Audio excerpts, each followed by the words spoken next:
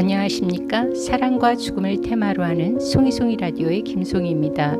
오늘은 제2차 세계대전을 배경으로 하는 마크 허만 감독의 영화 줄무늬 파자마를 입은 소년으로 여러분을 만나보자 합니다. 때는 제2차 세계대전 전쟁으로 암울했던 시기, 나치 독일 장교의 행복해 보이는 가정에 사는 8살 소년 브루노가 베를린에서 누리는 가족의 모습이 햇살 가득하게 표현되는 데서 이 영화는 출발합니다.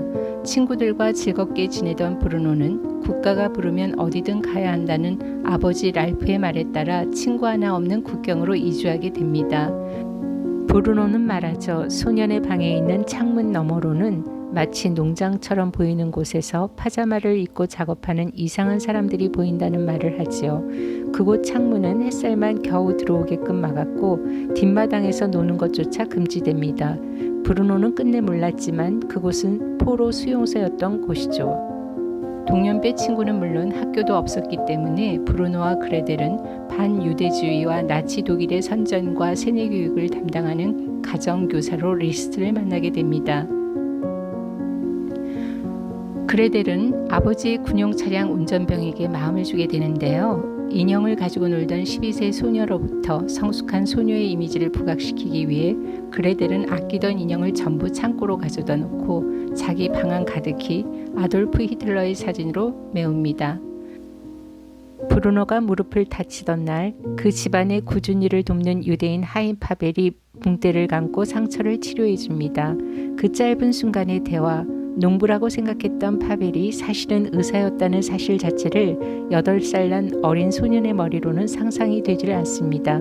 왜 의사를 하다가 농부가 되었다는 것인지 그저 의아롭기만 할 뿐이었고 파벨의 눈가에 잠시 눈물이 차오르는 모습을 순진하게 바라볼 뿐이었습니다. 이때 외출했다 돌아온 브루노의 엄마 엘사는 붕대를 감아주고 있는 유대인과 천진난만한 아들의 접촉을 목격하고 이 상황을 어떻게 대처해야 할지 정말 그 짧은 순간 표정으로 자신의 복잡한 신경을 다 표현하는데요. 이 사람이 왜 우리 아이를 터치한다는 거지? 자신들과는 도대체 어울릴 수 있는 격 자체가 다른 유대인이 아닌가? 이런 표정이라면 이해가 되실까요? 끝내 온유롭고 따뜻한 엘사, 고맙다는 말을 남깁니다. 친구 하나 없는 집안에서 외롭게 보내던 브루노가 캠프를 둘러싼 전기 철조망의 앞에 앉아있는 슈무엘, 자기 또래의 유대인 소년을 만나게 됩니다. 금방 친구로 이어지게 되지요. 브루노는 말합니다. 나는 친구 하나 없는데 너는 많은 친구들을 가졌구나. 세상은 불공평해. 브루노는 또 말합니다. 네 옷에는 번호가 있네. 무슨 게임을 하는 거야? 재미있겠다. 라고요. 그리고 왜 파자마를 입고 있는지를 묻습니다. 슈무엘은 말합니다. 저 안에 있는 사람들은 좋은 사람들이고 게임을 하는 게 아니라 시키는 일을 해야 한다고 말이죠. 그리고 입고 있는 옷은 파자마가 아니라 제복 같은 것이라고 말합니다.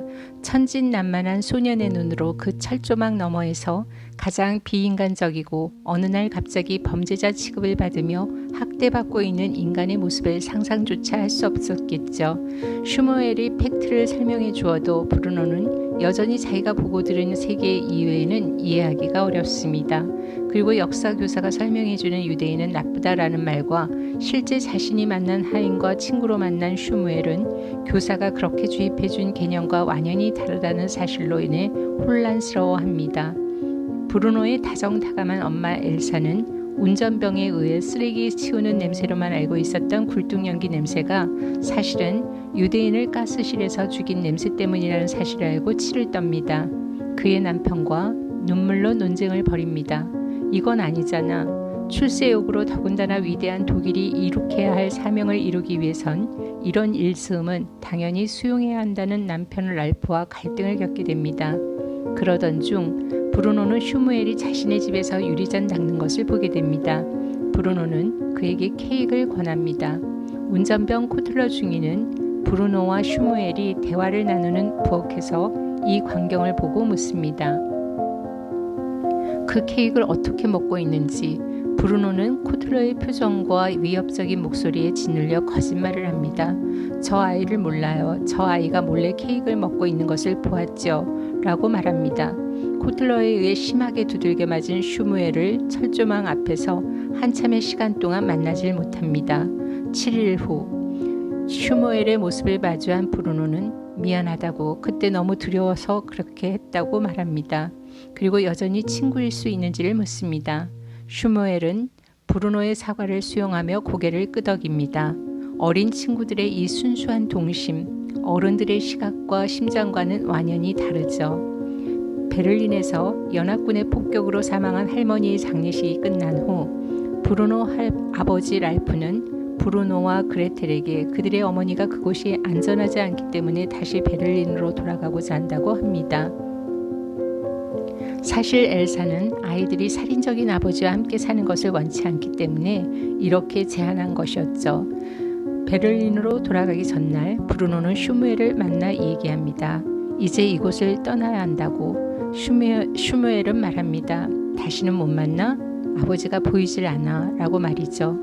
브루노는 말합니다. 지난번에 너무 미안했어. 그러니 너의 아버지를 함께 찾아보자. 내가 그쪽 캠프로 들어갈게 라고. 그곳을 떠나기로 했던 날 그의 가족들 몰래 그 경계선, 즉 유대인의 죄수 캠프로 건너갑니다. 이 순진하고 순결한 동심의 아이의 거침없는 행동, 가슴이 철렁합니다. 브루노는 많은 병들고 나약해 보이는 유대인을 보고 나서 그곳 캠프가 농장도 아니고 뭔가 자신이 알던 세계와는 사뭇 다른 어떤 충격적 장소라는 사실을 감지하는 것 같습니다. 그러나 슈무엘의 아버지를 찾아야 한다는 사실에만 집중하죠. 브루노가 실종되었음을 알게 된 가족들, 아버지 랄프와 그의 부하들이 수색에 나섭니다. 비가 내리고 랄프는 아들을 찾기 위해 수용소로 들어갑니다. 브루노의 엄마는 비가 거칠게 내리는데 아들을 찾기 위해 정신없이 달리고 경계선 울타리 앞에 벗어져 있는 아들의 옷을 움켜쥐고 울음을 터뜨립니다.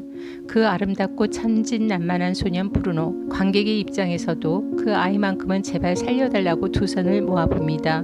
제발 살려달라며 오그라지는 몸을 더 웅크리게 되죠. 그러나 슈무엘과 손을 꼭 잡고 있는 브루노는 다른 수감자들과 같이 탈의실 안에서 멈춰서서 샤워를 위해 옷을 벗으라는 명령에 따르게 됩니다. 천정 위에 뚫려 있는 구멍으로 빗물이 들어가더니 순식간에 독가스가 퍼져갑니다. 죄수들은 금속문을 쾅쾅 두드리기 시작하더니 서서히 소리가 멈춰집니다. 아버지 랄프는 브루노하고 그 이름을 절규합니다.